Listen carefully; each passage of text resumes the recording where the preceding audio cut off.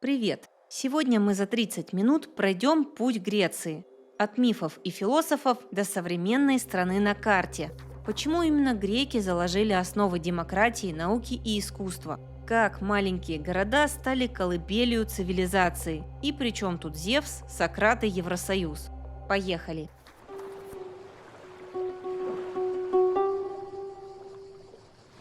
История Греции начинается еще до того, как появился сам язык, который мы называем древнегреческим. 5000 лет назад на острове Крит уже возникла первая высокоразвитая цивилизация на территории Европы. Это был настоящий городской мир с канализацией, изящным искусством и морской торговлей с Египтом, Ближним Востоком и материковой Грецией.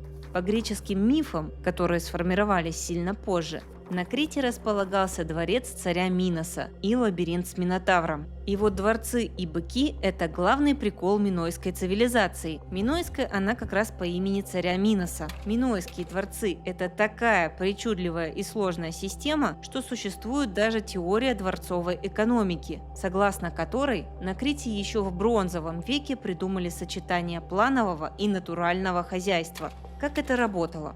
Дворец на Крите – это не просто место, где живет царь, есть комната грязи и аквадискотека. Это и точка управления, и склад, и бухгалтерия острова, и храм.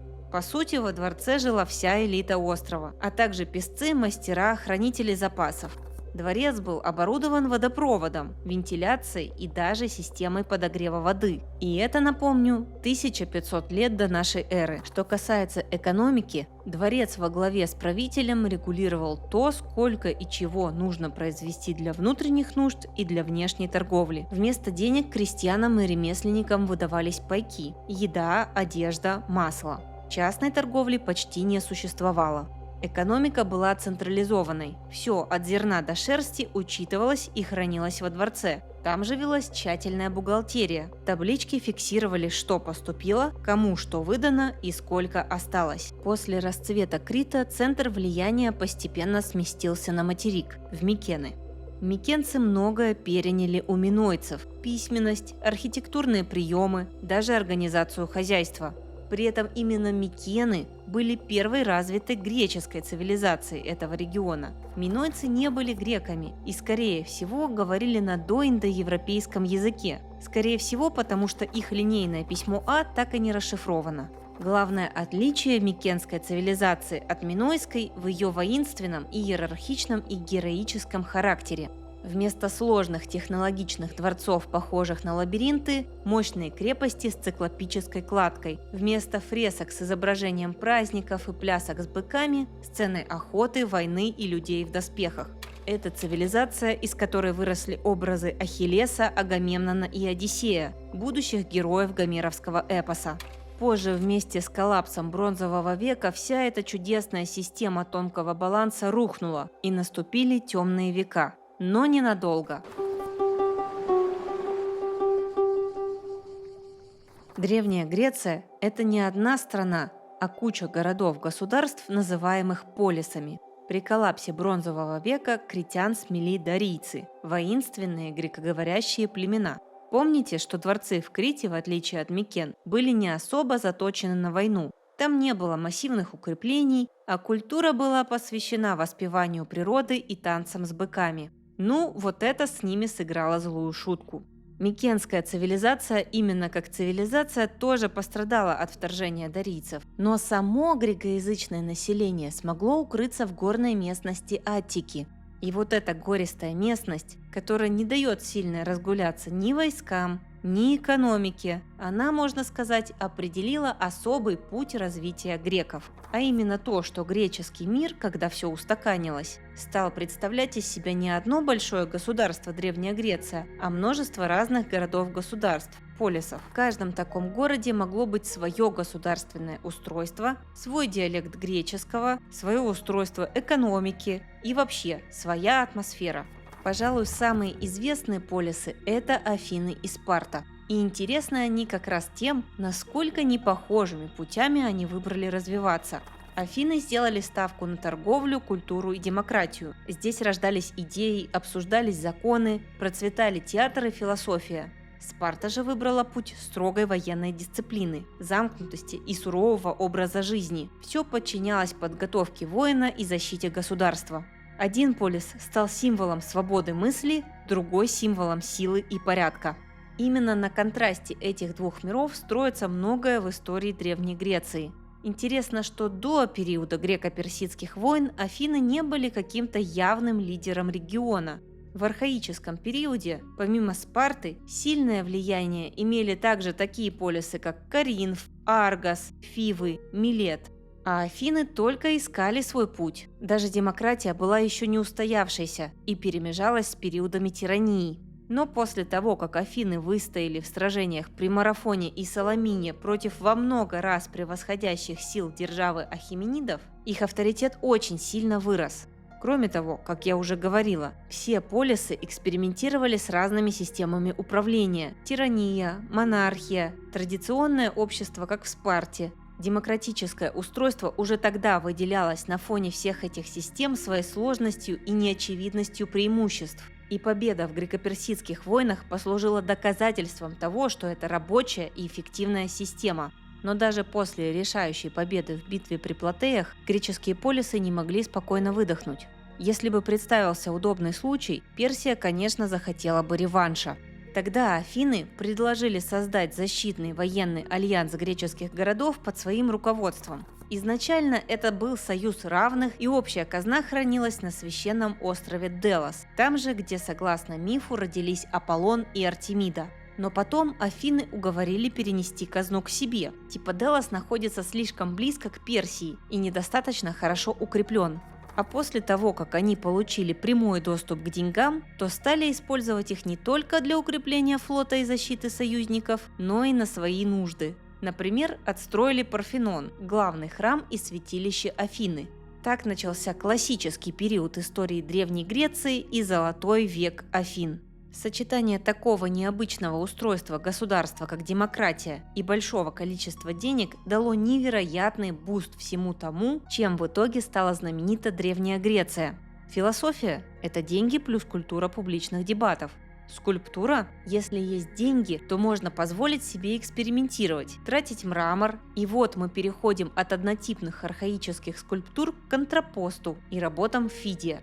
Театры – Эсхил, Аристофан и Еврипид – это все период классики, и знаменитыми они стали как раз благодаря победам в театральных состязаниях, в которых главным призом были большие денежные суммы. Афины стали важнейшим интеллектуальным центром, куда стекались все мозги. И да, гражданами Афин была не такая уж большая прослойка населения. Во-первых, только мужчины. Во-вторых, гражданство нельзя было получить, если ты не потомственный гражданин, но только в очень редких случаях. Но помимо участия в политике города, неучастие очень осуждалось. Таких политически пассивных граждан называли идиотикос. Прямо каких-то решающих бонусов гражданство Афин не давало, и множество древнегреческих знаменитостей достигли успеха, будучи метеками, то есть просто эмигрировав в Афины. Например, Гипподам создал новую планировку города и отстроил Афины после греко-персидских войн, но сам он был из Милета. Главный мастер афинской риторики – сиракузец Лисий.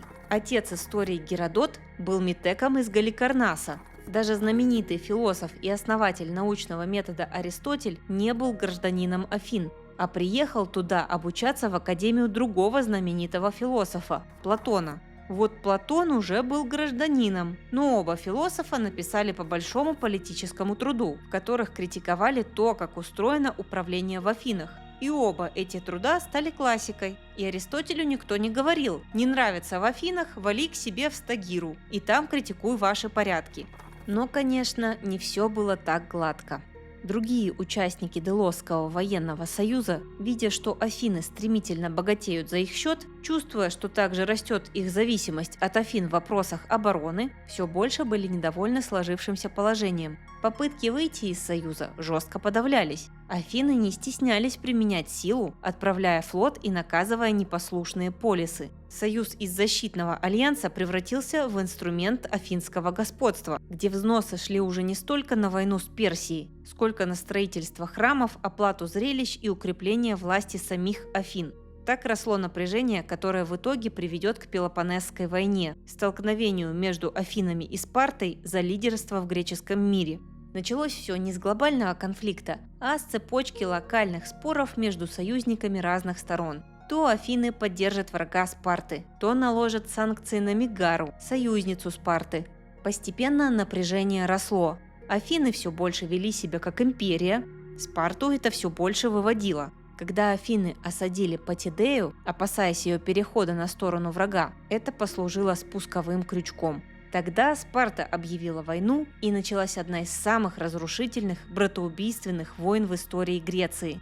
Она началась в 431 году до нашей эры и продлилась почти 30 лет. Это была очень долгая и изматывающая война. Афины полагались на флот и контроль морских путей. Спарта на армию и осады. Афины пережили чуму, внутренние перевороты, потерю союзников. Спарта – экономическую зависимость от помощи Персии. Но в конце концов Афины проиграли. В 404 году до нашей эры их флот был уничтожен, стены разрушены, демократию временно сменила власть 30 тиранов. Победила Спарта, но эта победа не принесла ей славы, а Элладе – мира. И вскоре на ослабленную Грецию обратила внимание новая внешняя угроза – Македония.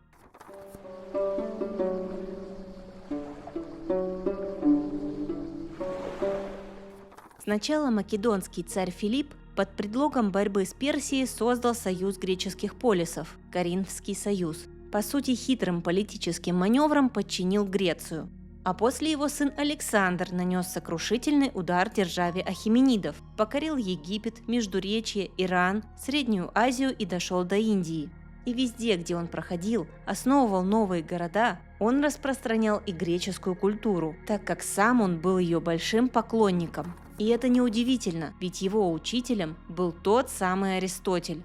Он познакомил молодого царевича с философией, логикой, геометрией, физикой и биологией. В общем, со всем тем, что было тогда трендом в образовании, и основу чему Аристотель сам во многом и заложил. Но проникновение греческой культуры в восточную не было односторонним. Греки впитали и элементы восточных религий, обычаев и философии. Началась эпоха эллинизма, которая закончится только со смертью Клеопатры, последней царицы Египта по греческой линии Птолемеев. Империя Александра была огромной, самой большой империей в мире на тот момент, но слишком хрупкой. Александр не успел оставить законных наследников, а его генералы, поделившие государство между собой, очень быстро начали бороться друг с другом. В самой Греции полисы уже давно управлялись из Македонии, поэтому, когда, воспользовавшись всеобщим раздором, начнет укрепляться Рим, многие греки даже сами будут звать его на помощь в борьбе против соседей или других эллинистических монархий. С 3 по 2 век до нашей эры Рим активно воюет с Македонией, побеждает, потом воюет с греками, тоже побеждает. Причем побеждает и воюет он не только мечом, он заключает союзы, договоры, манипулирует конфликтами, вмешивается как освободитель, а потом подчиняет. Короче, Рим, в отличие от уставших греческих полисов и развалившейся империи Македонского, выступает как единая политическая сила. И в 146 году до нашей эры разрушает Коринф, превращает Грецию в римскую провинцию Ахайя, а потом навязывает свою волю и другим оставшимся постмакедонским государствам. Но Римская республика, а это еще доимперские времена, была не просто прагматичной, она была еще и открытой. Вместо того, чтобы переделывать культуру покоренных, она встраивала в себя все ее ценные плюшки, а у Греции этих плюшек было предостаточно. И таким образом греческий стал языком интеллектуалов, высшим шиком считалось писать свои философские произведения на языке Платона и Аристотеля, так, например, делал император Марк Аврелий, написавший свои размышления именно по-гречески. Римские юноши учились у греческих наставников, а богатые дома украшались копиями греческих статуй. Даже римские боги все больше походили на олимпийских. Рим с радостью впитывал эллинскую традицию, считая ее утонченной и достойной уважения. Когда Западная Римская империя пала в 476 году, восточная часть продолжила существовать и просуществовала еще почти 1000 лет. она вошла в историю как Византия, хотя ее жители продолжали называть себя ромеями, то есть римлянами. Столицей стал Константинополь, город, основанный императором Константином Великим на месте древнего Византия. Это было место на стыке Европы и Азии.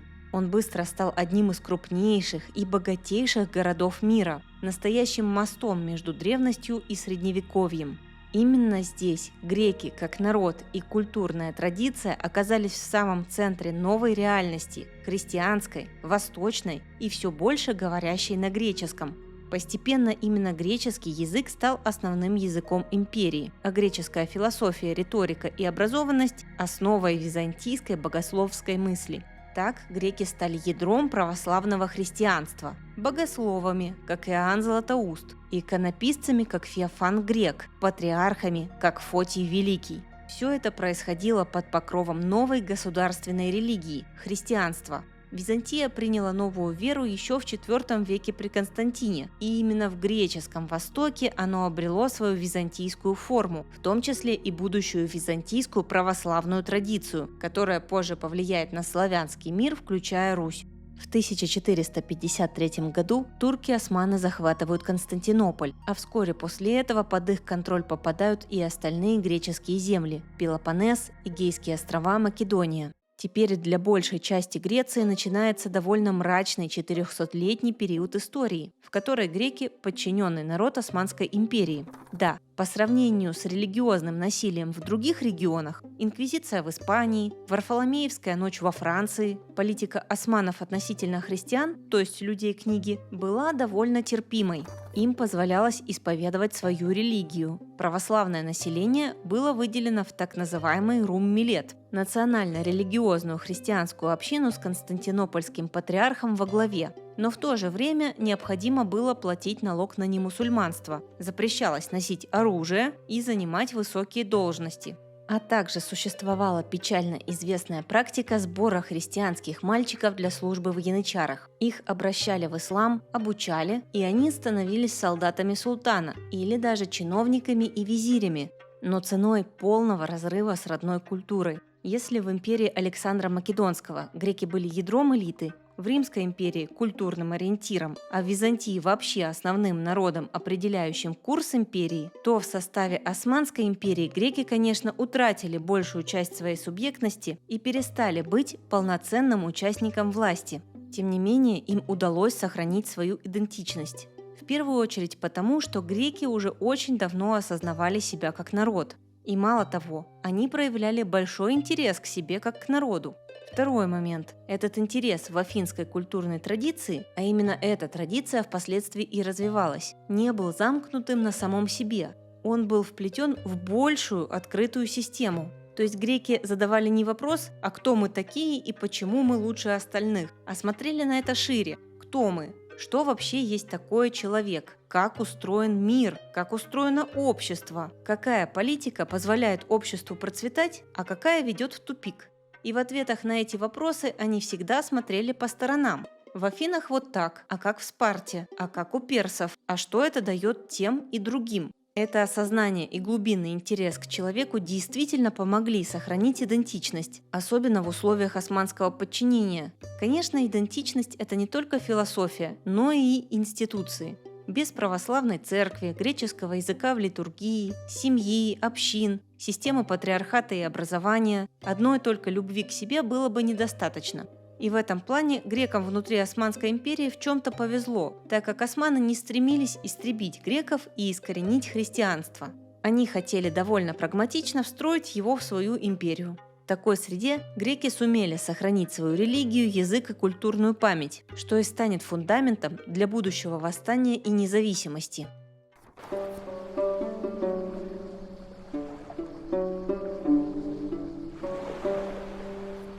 Идеи эпохи Просвещения, в частности, что человек имеет права, а власть идет от народа, а не от Бога, французская революция и начавшееся по всей Европе движение за независимость показали, что угнетенные народы могут взять судьбу в свои руки. Греческая торговая элита, что в Османской империи, что за ее пределами, начала организовываться, издавать книги, строить школы и формировать политические идеи. 1814 году в Одессе, где жила значительная часть греческой диаспоры, было создано тайное общество Филики Этерия, общество друзей, которое поставило своей целью ни много ни мало создание независимого греческого государства. Честно говоря, если не знать, чем все в итоге закончится, то идея выглядела провальной. Османская империя хоть и ослабла, но очень жестко наказывала за малейшие подозрения в нелояльности. А тут ничего себе, тайное общество, которое хочет отсоединить часть государства. К восстанию готовились очень долго. Потом они долго искали лидера для восстания. Нашли, наконец, в 1820 году Александра Ипсиланти, который в марте 1821 года пересек реку Прут и начал Дунайское восстание. Это восстание было жестко, просто на голову разгромлено. Сам Ипсиланти в итоге попал в плен. Но параллельная ветвь восстания на Пелопоннесе оказалась успешной, хотя, конечно, ужасно кровавой. Была и резня мусульман в Триполице, в том числе и мирных, и повешение наоборот, турками константинопольского патриарха. В общем, рождение любой нации, как правило, происходит в крови и страданиях, так как старая власть, как правило, это какая-либо империя, конечно же, не хочет разделяться и признавать, что бывшая ее часть – это теперь что-то самостоятельное. Тем не менее, в случае греков им снова немного повезло в том плане, что в их поддержку выступили Российская империя, Франция и Англия. Российская империя поддерживала греков как единоверцев, плюс Османская империя была ее давним соперником. Британия хотела иметь морскую буферную зону между османами и своим интересом в Египте. Франция также не хотела опоздать к моменту передела влияния на Балканах между Россией и Британией. Плюс, помимо политических интересов правящих слоев, среди либерально настроенной молодежи и общественности было распространено интеллектуальное и политическое движение филэллинизма, то есть любви к греческой культуре. В России одним из самых знаменитых филэллинов был Александр Пушкин. Также к ним относились Фридрих Ницше, Виктор Гюго, а лорд Байрон даже погиб в Греции на полях сражений за независимость. Так что поддержка Греции во многих странах стала точкой общественного консенсуса. После разгрома турецко-египетского флота союзными силами России, Франции и Британии в Наваринском сражении начался активный передел сферы влияния на Балканах, что привело к русско-турецкой войне 1828-29 годов, которую Российская империя выиграла, и все начали склонять османское правительство к признанию независимости Греции. В итоге 3 февраля 1830 года Османская империя и полномочные представители Российской империи, Великобритании и Франции подписывают протокол о признании Османией независимого государства Греция. Участие Греции в Первой мировой войне было сложным и драматичным. Страна оказалась разделена между королем Константином I, который поддерживал Германию, и премьер-министром, поддерживавшим Антанту, что привело к гражданскому конфликту, известному как «национальный раскол». Премьер-министр Венизелос рассчитывал, что в случае победы Антанты Греция сможет рассчитывать на новые территории, и в 1915 году разрешил союзникам использовать Салоники как базу. Король отправляет его в отставку, и Венизелос собирает альтернативное временное правительство в Салониках. Временное правительство поддерживает Антанта, и в 1917-м союзники высаживаются уже в Афинах, оказывают давление на короля, и Константин уходит в изгнание. Венизелос возвращается в Афины, объединяет страну, и Греция официально вступает в войну на стороне Антанты, что помогает союзникам преуспеть на Балканах. В частности, приводит к капитуляции Болгарии. После поражения Османской империи в 1918 году Смирна и Западная Анатолия оказались в подвешенном статусе. Формально это были османские территории, но, как мы знаем, война открывает ящик Пандоры и позволяет пересмотреть сложившийся миропорядок. Учитывая, что фактически эти территории находились уже под властью союзников, Антанта решила, что кто-то должен обеспечить на них порядок. Франция и Британия изначально рассматривали в этом качестве Италию, но итальянцы слишком рьяно взялись за экспансию в Южной Анатолии, так что в качестве противовеса им были выбраны греки. И им официально разрешили провести временную оккупацию для защиты христианского населения. Однако это вызвало настолько бурную реакцию, что в Турции поднимается национальное движение во главе с Мустафой Кемалем, которое копит силы для освобождения Анатолии от греческой армии. Проигравшая и потерявшая политическую волю Османская империя, которую уже давно называли больным человеком Европы, внезапно мобилизуется, контратакует, и в 1922 году греческий фронт рушится, разрушив вместе с тем и греческие мечты о воплощении великой идеи – восстановлении Византии и объединении всех греков. Это событие навсегда останется в греческой историографии под названием Малоазийской катастрофы. В сентябре турки входят в город. Вслед за этим происходит поджог христианских кварталов, погибают десятки тысяч жителей. Через год между только что образованной Турцией и Антантой подписывается Лозаннский мирный договор, согласно которому 15 миллионов греков переселяются из Малой Азии в Грецию, а 500 000 мусульман из Греции в Турцию. Это позволяет Греции и Турции, двум осколкам Османской империи, стать национальными государствами и перейти от идеологии воссоздания имперского прошлого к идее модернизации, интеграции и национального строительства. Во Второй мировой Греция оказалась первой страной, сломавшей наступление фашистских сил в Европе. 28 октября 1940 года Италия под руководством Муссолини предъявила Греции ультиматум – пропустить войска и отдать ключевые позиции. На что премьер-министр Метаксос ответил историческим «Охи» – «нет». И началась греко-итальянская война. Итальянцы вторглись из Албании, но греки не только отбили атаку, но и перешли в контрнаступление, заняв часть албанской территории. В честь этого события 28 октября в Греции – это выходной и праздник под названием День Охи. Это был первый успех союзников на суше в Европе. Моральный эффект был огромен. Греция стала символом сопротивления, а Уинстон Черчилль сказал свою знаменитую фразу, что греки сражаются как герои, а герои сражаются как греки. Чтобы не допустить провала Италии и защитить свои балканские тылы, пришлось вмешаться Гитлеру. В апреле 1941-го Германия напала на Грецию через Болгарию. Несмотря на отчаянное сопротивление, греческая армия и британские союзники не смогли сдержать вермахт, и к маю Греция была оккупирована. Страна оказалась разделена между Германией, Италией и Болгарией. Начались массовые репрессии, голод, уничтожение деревень и депортация евреев. В годы оккупации в Греции развернулось одно из самых активных партизанских движений в Европе, в котором, тем не менее, с самого начала зародился раскол на почве того, какой должна быть Греция после снятия оккупации. ЭЛАС, Народно-освободительная армия Греции, была военной структурой, контролируемой Коммунистической партией Греции, и выступала за народную демократию, социальное преобразование и в перспективе левый режим, ориентированный на СССР. ЭДЕС, Национально-демократический греческий союз, был республиканским, но антикоммунистическим движением. Его лидер, Наполеон Зервас, ориентировался на британскую поддержку и выступал за более традиционный буржуазный порядок. Обе стороны обвиняли друг друга в предательстве, сотрудничестве с врагом, репрессиях и провокациях, что предвосхитило будущую гражданскую войну.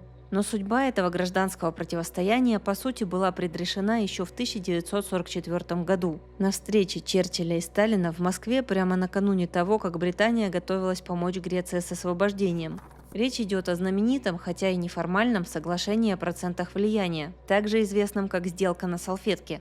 Стороны обсуждали то, как союзники будут делить влияние на Балканах после окончания войны.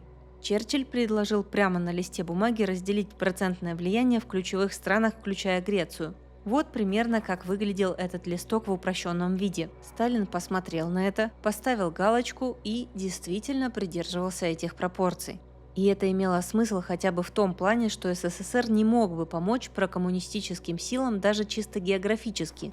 В то время как британский флот доминировал в Средиземном море и уже во время войны помогал Греции тайными высадками с подводных лодок и катеров, а также сбрасывая оружие, деньги, связь через воздушные поставки. В итоге Греция была освобождена от фашистских захватчиков, но общество внутри нее было глубоко поляризовано, что буквально через пару лет привело к гражданской войне. Этот конфликт стал первой горячей фазой холодной войны как вооруженное противостояние коммунистических и прозападных сил. Коммунисты из ЭЛАС, сыгравшие ключевую роль в сопротивлении, хотели прийти к власти и установить режим народной демократии. Вернувшееся правительство Греции при поддержке элиты и городского населения стремилось сохранить монархию и планировало провести референдум по этому вопросу. Коммунистическая партия бойкотировала результаты референдума, которые оказались в пользу сохранения монархии.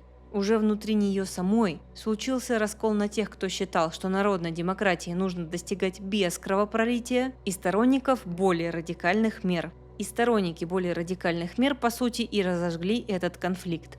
В итоге проправительственные силы победили при поддержке Британии и США. Военная диктатура Греции, также известная как режим черных полковников, была периодом авторитарного правления, начавшимся с военного переворота.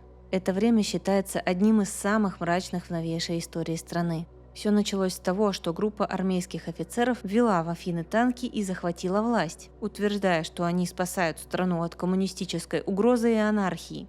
Молодой король Константин II, окруженный танками в своей резиденции, был вынужден пойти на уступки, и большинство участников переворота получили высокие посты в министерстве. Константин пробовал выиграть время и организовать контрпереворот, но он провалился, и король бежал в изгнание. В итоге для одних он стал молчаливым соучастником хунты, для других выглядел слабым и нерешительным, и ни для кого не выглядел защитником демократии. Потом это сыграет, возможно, решающую роль в том, что после падения режима хунты Греция не проголосует за восстановление монархии. Режим хунты отменил демократические институты, ввел цензуру, арестовывал политических оппонентов, преследовал студентов, коммунистов, либералов и даже умеренных центристов. Усилилась идеологическая пропаганда, часто с религиозно-националистическим уклоном. В то же время они подчеркивали свою лояльность НАТО. Греция была в альянсе с 1952 года и США, чтобы легитимизировать власть в глазах Запада и подчеркнуть то, что режим необходим Греции для защиты от коммунистической угрозы. США, можно сказать, что поддерживало правительство хунты, так как получалось, что в холодной войне они выступали на их стороне. Это позже сыграет свою роль в современных антиамериканских настроениях греческого общества. В то же время в Европе режим черных полковников вызвал резкое осуждение как антилиберальный и антидемократический. Страна попала в международную изоляцию. В 1969 году Греция выходит из Совета Европы, чтобы избежать санкций за нарушение прав человека. Репрессии усиливаются. Кульминацией гражданского сопротивления стало восстание в Афинском политехническом университете в ноябре 1973 года, когда студенты заняли здание и выступили против диктатуры. Армия подавила протест с применением танков. Это подорвало легитимность хунты даже среди умеренных сторонников. Пытаясь поднять себе рейтинг маленькой победоносной войной, в июле 1974 года хунта организовала переворот на Кипре, чтобы свергнуть президента и присоединить остров Греции. В результате мир и стабильность, установленные огромной ценой еще после Первой мировой войны, были нарушены просто из-за желания диктатуры удержать власть. Турция, также член НАТО, вторгается в Кипр с целью защиты турок-киприотов и присоединяет к себе часть острова. НАТО не вмешивается, фактически допустив военные действия между членами Альянса. Кипрская операция провалилась, а режим полковников оказался полностью дискредитированным. Политика хунты привела к изоляции, войне и унижению, а НАТО не было настоящей гарантией суверенитета. Фактически это был публичный и международный приговор внешней политики диктатуры. Президент Гизикис созвал политиков Старой гвардии, многие из которых скрывались в эмиграции, и новое гражданское правительство победило в парламентских выборах в 1974 году. Началось мощное антиимпериалистическое движение, особенно среди молодежи и либералов. Греция вышла из военных структур НАТО, но даже после возвращения в НАТО скепсис к альянсу долго сохранялся и влияет на греческую политику до сих пор. В 1074 году Греция вышла из режима семилетней диктатуры. Общество снова было глубоко разделено, репрессии были свежи, армия дискредитирована, а монархия отменена на референдуме. Глава нового правительства Константинос Карманалис понимал, что страна сможет развиваться и достичь стабильности только при условии возвращения к демократии и восстановления связи с Европой. Но делать все это нужно было постепенно, так как помимо внутригреческих настроений в духе, что США и НАТО предали греков и не вступились за них на Кипре, были также и опасения самого Евросоюза, насколько Греция может быть стабильным и предсказуемым для них партнером. И Карманалис начал свою долгую и плодотворную работу. В 1975 году Греция принимает новую конституцию, что позволяет восстановить демократические институты. В 1975-79 годах Карманалис проводит серию переговоров с Францией, Германией и Комиссией ЕС, чтобы обеспечить благоприятные условия вступления.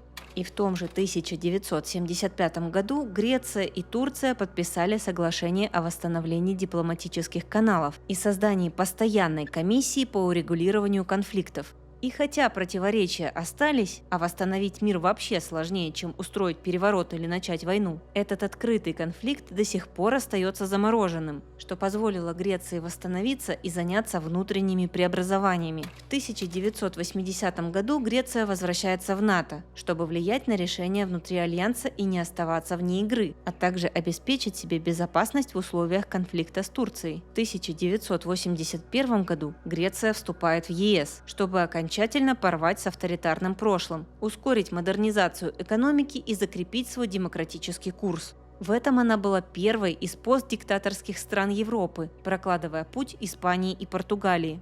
Что существенно изменилось в экономике Греции после вступления в ЕС?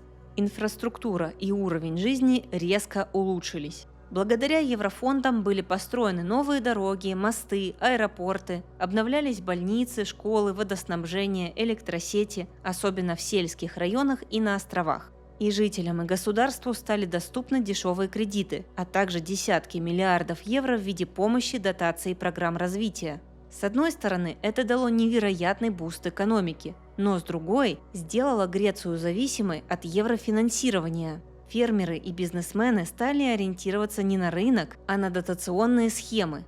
Бюрократия росла, так как росла отчетность, и чиновничий аппарат сильно раздулся. Частный сектор ослаб, а инновационная экономика почти не развивалась. Так как позже в ЕС вступили Италия и Испания, не менее дотационные и слабые экономики, а рынок оливок у Европы теперь был общий, то на производство оливок ввели квоты, а на выкорчевывание деревьев, особенно старых или малопроизводительных, наоборот, субсидии.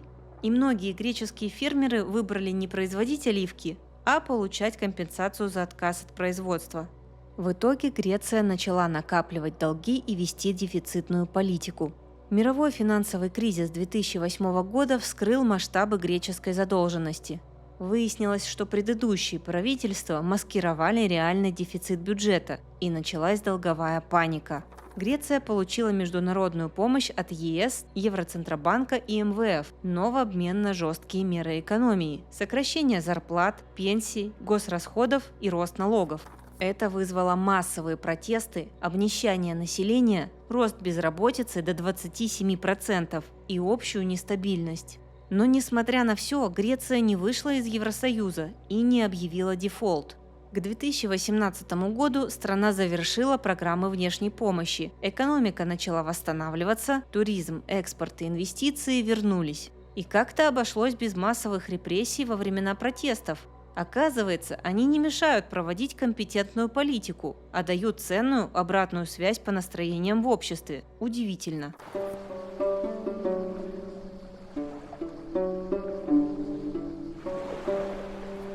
Наследие Греции лежит в основе европейской цивилизации.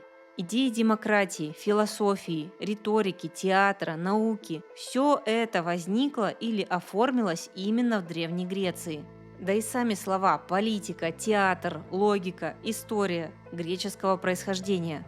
Как можно заметить, Греция успела не только задать политические и культурные тренды, которые продолжают развиваться до сих пор, но и побывать в 4 империях на разных правах, поучаствовать в 2 мировых войнах, пережить взлеты и падения, моменты раскола общества и моменты объединения. Сейчас Греция входит в политическое и культурное ядро европейских стран официально, но по ее истории заметно, что общий курс и общие проблемы с европейскими странами у нее уже 1000 лет, так что в этом плане Грецию можно назвать сердцем европейской культуры. Вот такая история, от героев в бронзе до политических баталий в ЕС. Греция – маленькая страна с огромным наследием. Если понравилось, ставь лайк, пиши, кого разобрать следующим и не забудь подписаться. Всем пока!